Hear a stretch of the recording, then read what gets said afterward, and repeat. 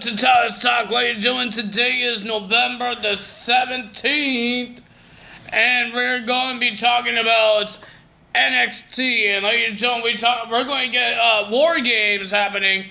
I'll get you to that when we get to it. But ladies and gentlemen, two guys that really want to be champions, the Grizzled Young Veterans, they sold the women's tag team titles to show off to their grandma, Nanny, saying that they're the new champions, but it says the women's. So yeah, I don't know why they did that. That's just weird. You want me the women's tag team champions? People thought John Cena will become Divas champion, but looks like Zach Gibson and James Drake beat John Cena to it.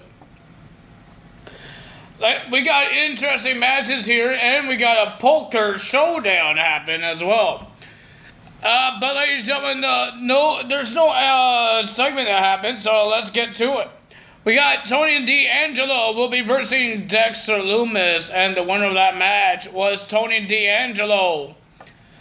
But ladies and gentlemen, it wasn't done there with Dexter Lumis because he got attacked by Trick Williams and Carmella Hayes. They put a chair on his hand and try to break his hand. And then Johnny Gargano came out to make them run away like a bunch of babies. So that's what happened there. And then Johnny Gargano, after the commercial, he says some words and he wants to fight Carmella Hayes. Pete Dunne came out. He says, "You're not getting a title shot before me because I'm the one that pinned the North American champion last week." And then Carmella Hayes and Trick Williams came out, and they were on top of some structure that was above the ground, above the ring, because it's a performance center. It's a stage thing that they did, where Gronkowski jumped off of to win the 24/7 title at WrestleMania. I believe that's the same one. And ladies and gentlemen, we got Carmella Hayes says, "You both will get a title shot next week in a triple threat match." And it's official. When Regal made it official, it's going to happen. Triple threat match for the North American title. Next match we have is a 6-man tag team match. Jacket Time, Eco Man and Kushida and Odyssey Jones versus the Diamond Mine, the Creed Brothers, and Roderick Strong. And ladies and gentlemen, I thought it was a pretty decent match. It was a little flippy-floppy. Most of the matches, some people don't sell moves. I don't know why. But ladies and gentlemen, it was a pretty decent match. But the winner of that match was Jacket Time and Odyssey Jones.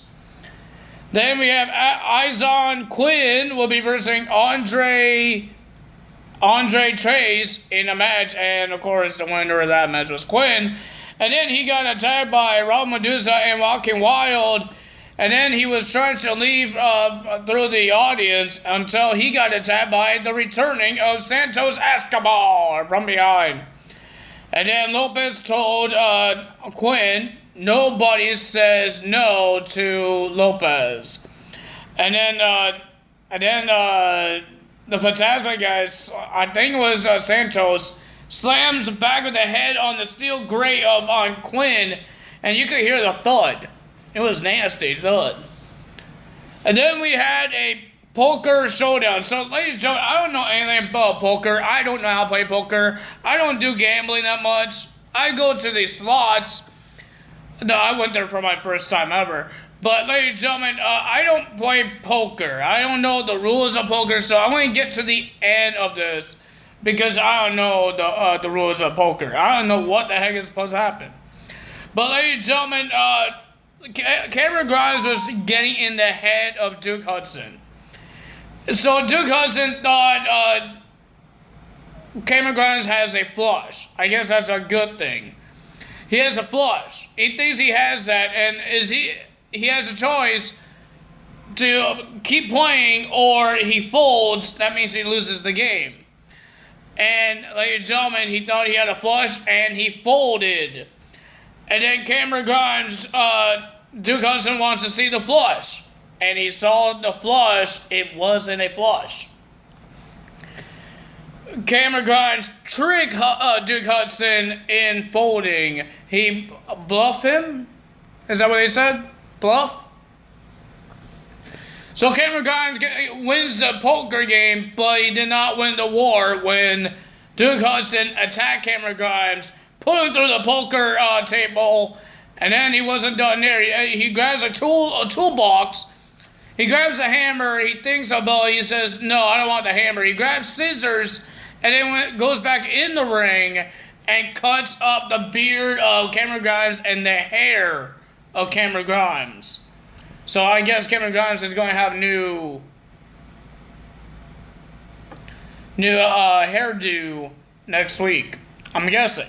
Then we had the tag team match, Kyle O'Reilly and the new bodyguard of Adam Pearce on SmackDown. I guess he's a bodyguard now. We'll be versing Josh Briggs and Brooks Jensen. It was an okay match, not bad. It got a little sloppy in the beginning, but it got a little better. Maybe because they have Kyle O'Reilly in there. But ladies and gentlemen, I thought it was okay. It was okay. But the winner of that match was Kyle O'Reilly and Von Ranger. He gained the win.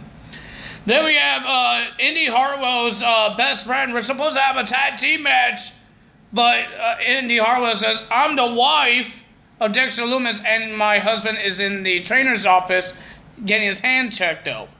So her teammate, Pereza Paita, told Indy Hartwell, go and check on your man, and that's what she did. And ladies and gentlemen, so she had a handicap match against these two ladies, and she won. But Robert Stone was there as well, watching Paita. I don't even know her name. I'm forgetting. I need to start saying her name before people get upset about me. But ladies and gentlemen, Robert Stone was there watching her as well, to manage her. I don't know, because he has no Frankie Monet, because Frankie is gone out of the WWE. And her tag team partner, Jessie Kamira, or somebody else. I think Jessie Kamira is the tag team champion. But you know what I mean. Her tag team partner is gone. And Robert Stone has nobody to manage. Now he has to go to square one and manage another person. He managed Aaliyah. Now she's on SmackDown. He has nobody. Frankie Monet now, and she got released. So he's all by himself. I thought he would be released next because he was part of that team. What else is there for him? Then we had our main event, Raquel Gonzalez versus Dakota Kai. Pretty decent match, but ladies and gentlemen, Dakota Kai tried everything. She tried to rip off the turnbuckle pad. She tried to grab a shovel. But ladies and gentlemen, Raquel Gonzalez said no. She grabs the shovel. Looks like she's going to beat her up with the shovel until the toxic attraction came out to make a disqualification. Raquel wins by DQ. And then Cora Jade came out, started whacking everybody with her skateboard. I thought she going to hit a fan. She threw this skateboard at Dakota Kai.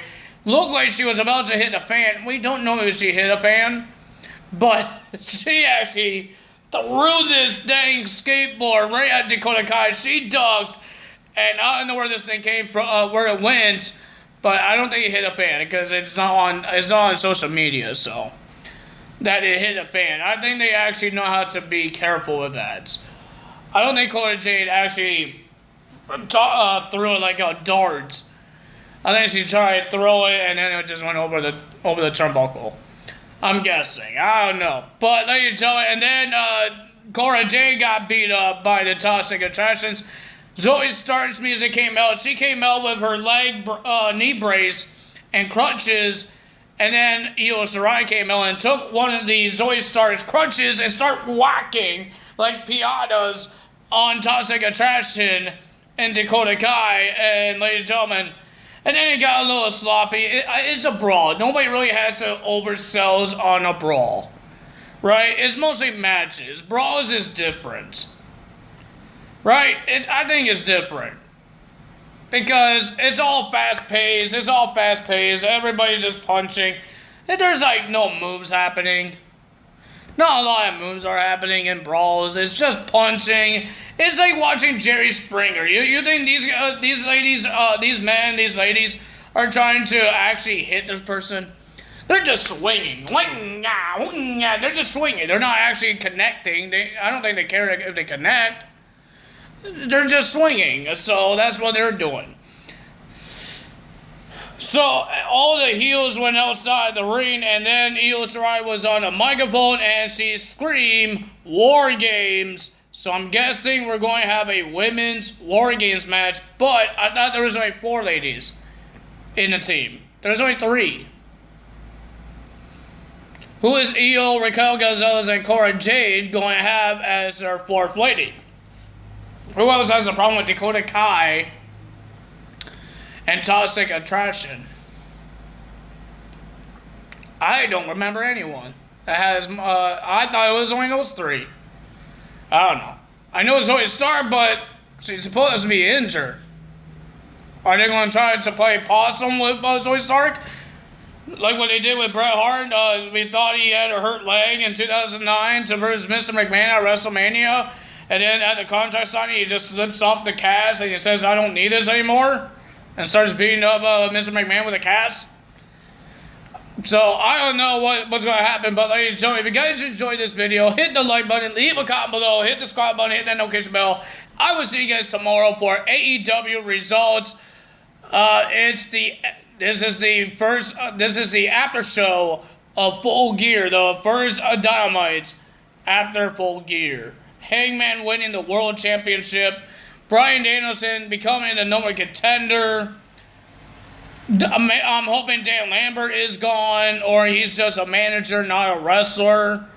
Please, because I'm getting sick and tired of it.